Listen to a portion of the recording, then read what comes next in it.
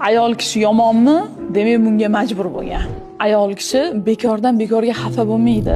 Bekordan bekorga xato, kamchilik bo'lmaydi u ayollarda. Ayol kishi bekordan bekorga o'zini baxtli ko'rsatmaydi.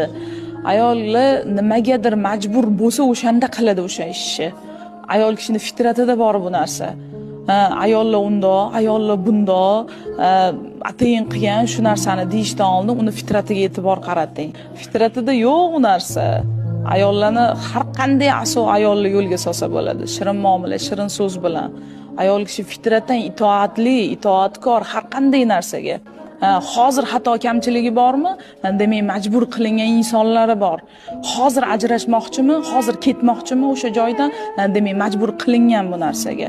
Hozir xatolari ko'pmi? Demak, majbur qilindi bu narsaga. Ayol kishini har qanday yaxshilikka olib borsangiz bo'ladi. Chunki men shunaqa insonlar bilan, shunaqa ayollar bilan ishlayman. O'ta maza qilaman.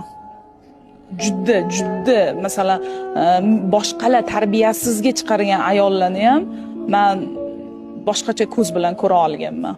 Hamma gap uni fitratini ko'ra olishda va o'shanga qarab yurishda.